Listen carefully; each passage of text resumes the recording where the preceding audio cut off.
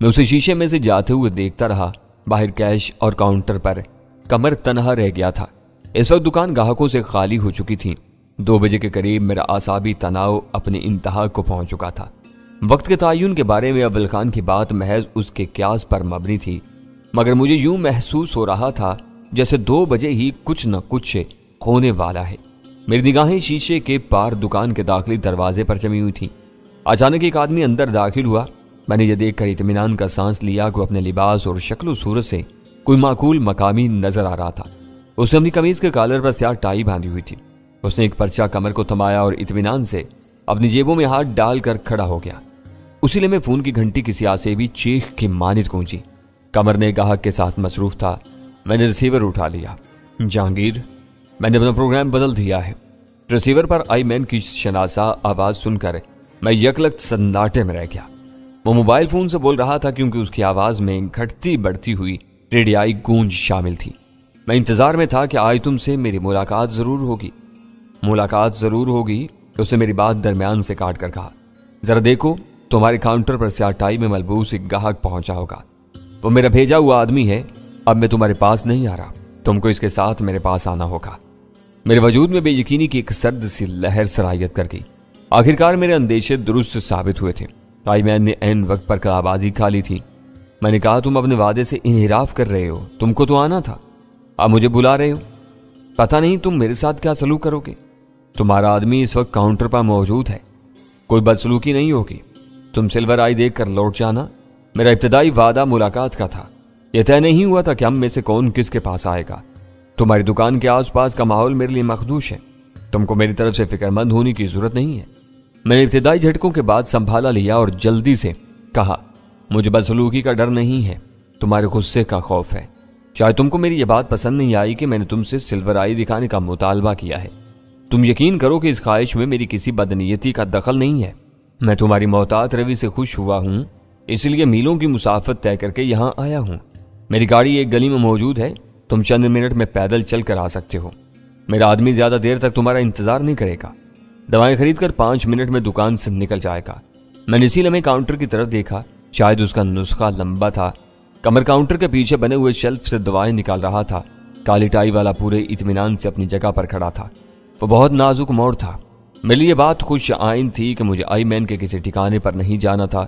हमारी मुलाकात ही गली में होने वाली थी। इस तब्दीली ने मुझे अव्वल खान के इंतजाम की तरफ से मुस्तरिब कर दिया था। उसने फार्मेसी पर कार्रवाई करने की तैयारी की हुई थी। मेरे पास इतनी मोहलत नहीं थी कि उसे बदली हुई सूरत हाल से आगाह करता।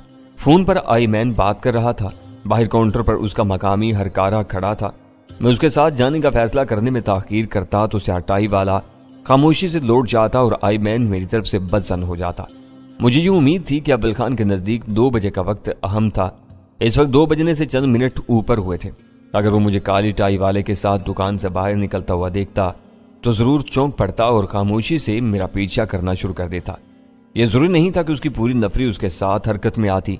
वो मेरे पीछे पीछे आईमैन की गाड़ी तक पहुंचकर असलियत का इदराक करता तो कोई मजबूत कार्रवाई करने की पोजीशन में ना होता। आईमैन पर ओछा वार करता या फिर हाथ मलता रह जाता।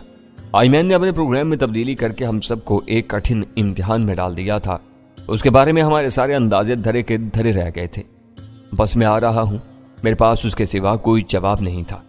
मेरे पास बिल्कुल वक्त नहीं था। काली टाई वाला अपनी दवाएं खरीद चुका था। मैं रिसीवर क्रडल पर रखा तो वो वापसी के लिए मुड़ चुका था। मुझे अपनी हमाकत पर गुस्सा आया कि मैंने चंद मिनट की वो मोहलत आईमैन से बेनतीजा बहस में जाया कर दी। मैं वो वक्त बचा लेता तो चंद लम्हों में अव्वल खान को बदतरीन खतरे के बारे में कोई पैगाम दे सकता था। मैं तेजी से कैबिन से बाहर निकला और ओ भाई साहब कहकर टाई वाले को दुकान से उतरने से रोक दिया। वो संजीदगी से मुड़ गया। मैं कमर को हक्का बक्का छोड़कर उसकी तरफ फो लिया और उसके करीब पहुंचकर राजदारी से पूछा, हमें कितनी दूर जाना है? तुम्हें फोन पर बता दिया गया होगा, उसने बेपरवाही से कहा और दुकान से निकल गया। मैं उसके पीछे हो लिया। दुकान का फर्श फुटपाथ से खासा बुलंद था। इस बुलंदी से मुझे अव्वल खान या उसका कोई आदमी नजर नहीं आया। वो सब न जाने कहां छुपे हुए थे। देखे जाने की उम्मीद में मैंने सर खुजाने के बहाने अपना हाथ सर तक उठाया और फिर हिला दिया। काली टाई वाला मुझसे आगे था, इसलिए मेरी इस हरकत से बेखबर रहा। दुकान से चंद 100 कदम दूर निकल आने के बाद वो यके बाद दीगरे 2 गलियों में मुड़ा और फिर मैंने वो अकलौती से आकार देख ली जो सुनसान गली के वस्त में खड़ी हुई थी। इस कार के पिछले शीशे से अंदाजा हो रहा था कि कार के सारे शीशे स्याह थे, जिनमें से अंदर का जायजा लेना मुमकिन नहीं था। काली कार के बाएं तरफ की पीछे वाली खिड़की तुम्हारी है, काली टाई वाले ने मुझे बताया और अपनी रफ्तार बढ़ा दी। मेरी जेब में सिर्फ बीम गन पड़ी हुई थी। दाहिने हाथ की उंगलियों में अव्वल खान की दी हुई वो 2 अंगूठियां मौजूद थीं, जिनके खोखले नगीने जहरीले स्याल उगलते थे। मुझे कुछ पता नहीं था कि मेरे पीछे कौन कौन आ रहा था। पीछे मुड़कर देखना मुमकिन नहीं रहा था। मुझे यकीन था कि कार वाले अपने अकबनुमा आईने में पूरी तवज्जो से मेरा जायजा ले रहे होंगे। अगर मैं इनकी नामालूम नफरी के खिलाफ अपने तौर पर कोई कदम उठाता तो इसका कोई खुशगवार नतीजा निकलने की उम्मीद नहीं थी। काली टाई वाला मेरे पहुंचने से पहले पैसेंजर सीट का दरवाजा खोलकर अंदर बैठ गया। कार का इंजन स्टार्ट था। दरवाजा खुलते ही ठंडी हवा के झोंके मेरे वजूद तक आए थे। गर्म मौसम में गाड़ी का एयर कंडीशनर चलाने के लिए इंजन रवा रखना जरूरी था। मैं बाएं तरफ की पिछली खिड़की के करीब रुका तो खुद ब खुद शीशा आहिस्तगी से कदर नीचे फिसला और मेरे कानों में आईमैन की पुरस्कून आवाज आई। झुककर अंदर झांक लो, सिल्वर आई मेरी हथेली पर मौजूद है। मैंने अपनी तरफ से तुम्हें मुतमईन कर दिया है। मैंने बढ़कर शीशे की कुशादा झुरी में से अंदर झांका। अंदर खासा अंधेरा था, मगर दिन की रोशनी के इनकास में आईमैन की सफेद हथेली पर सिल्वर आई चमकती हुई नजर आ रही थी। इस दौरान में मैंने ये भी देख लिया था कि कार की अकबी नशिस्त पर आईमैन अकेला था। इस तनोमंद सफेद फार्म की आंखों पर बड़े शीशों की स्याह ऐनक चढ़ी हुई थी।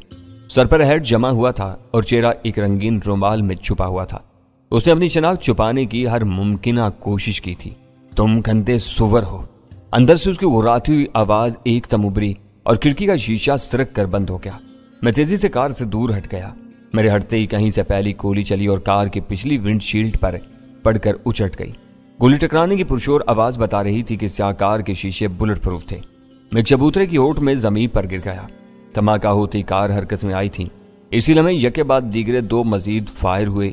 इस बार कार का एक पिछला टायर फट गया, मगर ड्राइवर ने रुकने का खतरा मोल नहीं लिया। उसकी अगली खिड़की से मैंने एक स्याह गोला फिजा में उछलते देखा। उसके जमीन पर गिरते ही कानों के पर्दे फाड़ देने वाला धमाका हुआ और पूरी फिजा गहरे स्याह धुएं से भरती चली गई, जो मेरे और कार के दरमियान हायल हो चुकी थी। मैं आईमैन की गाड़ी से करीब होते हुए भी कुछ नहीं कर सका। फायरिंग और धमाके के बाद उस सुनसान गली शोर और चीखों से गूंज उठी। लोग दहशतजदा होकर घरों और कारखानों से निकल भागे थे। मैंने अपनी जगह छोड़ी तो अव्वल खान को देखा।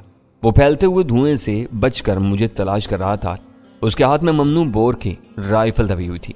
उसने यकीनी तौर पर मुझे कार से दूर हटते हुए देख लेने के बाद पहला फायर किया था, लेकिन शायद फासला ज्यादा होने की वजह से जगह का तयन नहीं कर सका था। हम दोनों दौड़ते हुए बदहवास लोगों के हजूम से गुजरते चले गए। अव्वल खान की राइफल की झलक देखकर भीड़ काय की तरह फट रही थी। अब दुकान का रुख न करना, मेरे साथ चले आओ, अव्वल खान ने हदायत की। फायरिंग और बम के धमाके की आवाजें दूर दूर तक सुनी गई थी। गलियों से मेन रोड तक शदीद भगदड़ और अफरा तफरी का आलम था। अव्वल खान मुझे अपने साथ लेकर अपनी गाड़ी तक पहुंच गया। अपनी राइफल की वजह से वो हर एक की निगाहों में आ चुका था। बहुत से लोग हैरत और खौफ के आलम में हमारी तरफ देख रहे थे। उसने इंजन स्टार्ट करके फौरी तौर पर गाड़ी आगे बढ़ाई और बाएं हाथ से ऑपरेटर्स उठाकर अपने आदमियों को हदायत देने लगा।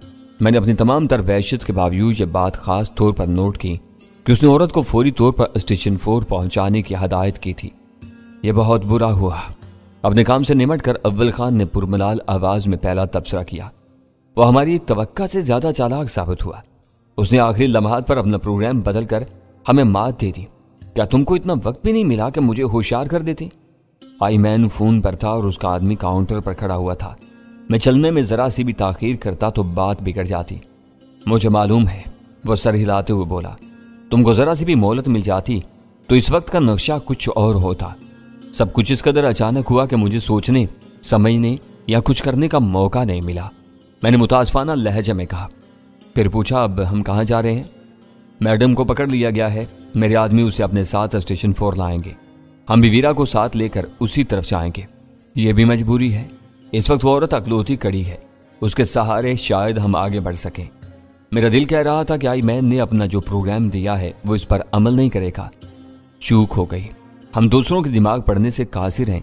कहीं ना कहीं रिस्क लेना पड़ता है। अगर इस गाड़ी पर 3 फायर न किए गए होते तो बात ना बिगड़ती। वो मुझे सिल्वर आई दिखाकर लौट जाता और मैं बाद में किसी मौका पर उसे दोबारा घेर सकता था। फायरिंग ने यह साबित कर दिया था कि मैं आईमैन के मुखालफों में से था और उसे दानिस्ता फांसने की कोशिश कर रहा था। मैंने वो बात अव्वल खान से नहीं कही वरना वो दिल गिरफ्ता हो जाता। उसने इसरारी तौर पर वही कुछ किया जो उसे करना चाहिए था। इसमें अगर मगर की कोई गुंजाइश नहीं थी। मैंने रास्ते से फार्मेसी फोन किया तो वहां घंटियां बजती रहीं, कोई जवाब नहीं मिला। घर फोन किया तो पता चला कि इतनी सी देर में जहांगीर को इस वाक़े की इत्तला मिल चुकी थी और वो मुझसे बात करने के लिए सख्त परेशान था। उसकी जुबानी मालूम हुआ कि एक आदमी मुझे दुकान से उठा ले गया था। इसके बाद वो इलाका फायरिंग और बम के धमाकों से गूंज उठा। घर वाले मेरी खैरियत की तरफ से फिक्रमंद थे। खैरियत मालूम हो जाने के बाद वीरा वाकयात की तफसील जानने पर मुसर हो गई। मैंने उसे तैयार रहने की हिदायत की और उसे समझाया कि स्टेशन 4 के रास्ते में उसे सब कुछ बता दिया जाएगा। दूसरी जरूरी हदायत सुल्तान शाह के लिए थी। भगदड़ की वजह से मेरी गाड़ी लीव मार्केट ही में रह गई थी। इसका वहां से हटाया जाना जरूरी था। हम घर पहुंचे तो वीरा तैयार थी। मैंने गजाला को इख्तिसार के साथ वो वाकया सुनाया और रुके बगैर वीरा को साथ लेकर अव्वल खान के हमरा स्टेशन 4 की तरफ चल दिया। वीरा अपनी आदत के मुताबिक रास्ते भर मुझसे सवालात और चिरा करती रही। फिर उसने बेधड़क वो बात कह डाली जो मैं अपने दिल में लिए फिर रहा था। मुझे अव्वल खान की दिलजोई का ख्याल था, लेकिन वीरा इस रवादारी की कायल नहीं थी। तुमने सही निशानदही की है, फायरिंग ना होती तो मामलात ना बिगड़ते। अव्वल खान ने अफसुर्दगी से एतराफ़ कर लिया। मुझे जरा भी शुबा होता कि कार के शीशे बुलेट प्रूफ हैं तो मैं गोली ना चलाता। मैंने पहला फायर पहले शीशे पर किया था। वो टूट जाता तो कार में मौजूद हर फर्द लहूलुहान हो जाता और वो फरार होने के काबिल न रहते। तुम अपनी जगह दुरुस्त थे, मैंने उसकी तायद की। कोई कदम उठाने के बाद ही उसकी खूबियां और खामियां सामने आती हैं। अब यही देख लो कि जो शख्स मुझे दुकान से उठाकर कार तक ले गया सूरत से शरीफ और तालीम याफ्ता नजर आ रहा था।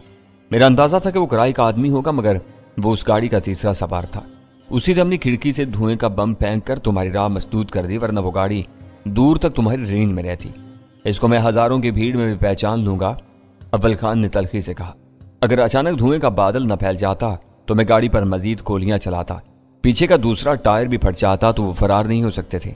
सड़क की रगड़ से टायरों में आग लग जाती। तुमको इन्हें तलाश करना चाहिए था। वीरा ने एक और शोशा छोड़ा। 3 टायरों पर वो ज्यादा दूर नहीं निकले होंगे। कहीं रुककर उन्होंने टायर बदला होगा। तुम घास खा गई हो, मैंने चिढ़कर कहा। तुमने शायद वो इलाका नहीं देखा। सड़कों और गलियों की भूल भलियों में इनको तलाश करना आसान नहीं था। आसान नहीं तो ऐसा नामुमकिन भी नहीं था। एक कोशिश जरूर की जा सकती थी, उसने बेपरवाही से कहा। वक्त पर सही फैसला करने और बाद में कीड़े निकालने में बहुत फर्क होता है। आईमैन के पहले फोन के बाद सब कुछ इतनी तेजी से हुआ कि अकल माऊफ होकर रह गई थी। ये गनीमत है कि अव्वल खान ने मुझे देखकर मेरा पीछा कर लिया, वरना मुझे कहीं से मदद की उम्मीद नहीं थी। मैंने उसे जवाब दिया। मैंने दुकान पर मुस्तकिल नजर रखी हुई थी। मैं चाहता तो अपनी पूरी नफरी को साथ ले लेता, मगर मैं समझ भी नहीं सका कि वो आदमी तुम्हें कहाँ ले जा रहा है। ये उगदा से आकार देखने के बाद खुला। उस वक्त मैं अपने आदमियों से बहुत दूर आ चुका था। मुझे उम्मीद है कि अब मैडम काम की कोई ना कोई बात उगलेगी, मैंने पुरख्याल अंदाज में कहा। तुम देखना कि मैं उसे किस तरह खाया पिया तक उगलवाती हूँ, वीरा ने फखर से दावा किया। हम स्टेशन 4 पहुंचे तो अव्वल खान के साथी उस औरत को एक कमरे में बंद कर चुके थे। हम तीनों वक्त जाया किए बगैर वहां पहुंच गए। मैडम इस वक्त चुस्त जीन्स और कमीज में मलबूस थी। वो अधेड़ उम्र मगर तरादार औरत थी। दोनों हाथों से अपने सर थामे सरअसहमगी के आलम में फर्श पर बैठी हुई थी। हम लोगों के कदमों की आहटें सुनकर उसने सर उठाया तो उसकी आंखों में सख्त हरास था। मैं बेकसूर हूं। हमें देखते ही वो रोने लगी। मैं एक आदमी से पता पूछ रही थी। ये लोग मुझे बिला वजह पकड़ लाए। वीरा उसे घूरती हुई आगे बढ़ी और फिर उसके बाल चकड़कर उसे फर्श से उठा दिया। अगले ही लम्हे वीरा फिजा में उड़ती हुई नजर आई। उसकी दाहिनी एड़ी पूरी कुव्वत से मैडम के जबड़े पर पड़ी और वो एक करीहा चीख के साथ उछलकर दूर जा गिरी। वीरा अपने कदमों पर सीधी होते ही उसकी तरफ लपकी और उसके सीने पर सवार होकर उसके चेहरे पर मुक्के बरसाने शुरू कर दिए। मैडम लड़ाका औरत नहीं थी। वो रो रो कर अपना बचाव करती रही। वीरा उसे उधेड़ती रही। मुकाबला बिल्कुल यकतरफा था। जब वीरा उसे मारते मारते थक गई तो उसके सीने से उतर आई। उसने अपने शिकार को अदमुआ कर दिया था। हम वक्त बर्बाद नहीं करेंगे। अगर तुमने जुबान नहीं खोली तो तुम्हारी जिंदगी की जमानत नहीं दी जा सकती। तुम गद्दारी जैसे संगीन जुर्म में मुब्तला हो। अव्वल खान ने करीब होकर उसे धमकाया। मैंने कोई जुर्म नहीं किया। मुझे खालिद ने मरवाया है, उसने रोते और कराते हुए कहा। उसने कहा था कि मुझे एक मामूली और बेजरर काम करना है। रोना बंद करो और अपना नाम बताओ, अव्वल खान ने उसे डांटा। मेरा असल नाम फरजाना है, मगर अब सब मैडम कहते हैं। उसने डुबडुबाई हुई आंखों से अव्वल खान की तरफ देखते हुए रूहानसी आवाज में बताया। और ये खालिद कौन है? इस बार मैंने सवाल किया। उसने जो कुछ किया वो हमारे सामने था। इससे बहुत से ज्यादा मालूमात हासिल होने की तवक्का नहीं थी। कलीदी बात यह थी कि उसे किसने मुनीर को उलझाने के काम पर मामूर किया था। हमारा अगला शिकार वही शख्स होना था। मेरा पुराना दोस्त है, नाजमा आबाद में रहता है। उसने अपनी गुलू खलासी के लिए एक कदम आगे तक जवाब दे डाला। हमें उसका पता दरकार है ताकि उससे तुम्हारे बयान की तस्दीक की जा सके, मैंने सख्ती से कहा। मैंने कभी उसका घर नहीं देखा, फरजाना सहमी हुई आवाज में बोली। उसी ने बताया था कि वो नाजमा आबाद में रहता है। मुझे उसका फ़ोन नंबर याद है। उसने नंबर बताया जिसके इब्तदाई 3 हिंद से नाजमा आबाद की निशानदही कर रहे थे। अब तुम देख लो कि ये अपनी दूसरी सरगर्मियों के बारे में क्या बताती है, मैंने वीरा से कहा और अव्वल खान को इशारा करके बाहर निकल गया। अव्वल खान भी मेरे पीछे आ गया। हमें फौरी तौर पर खालिद तक पहुंचना चाहिए, उसने मेरे साथ चलते हुए कहा। हो सकता है कि वो किसी तीसरे की निशानदेही करे, हमें इन लोगों को संभलने का मौका नहीं देना चाहिए। मैं खुद इसी फलसफे का कायल था। दुश्मन को जरा भी मोहलत देने का मतलब अपनी मौत को दावत देना होता है, और आईमैन हमारी तवक्का से कहीं ज्यादा चालाक साबित हुआ था। उसके आदमियों को पहली फुर्सत में कुचलना था ताकि वो अपने नापाक अज़ाइम को आगे बढ़ाने में कामयाब ना हो सके।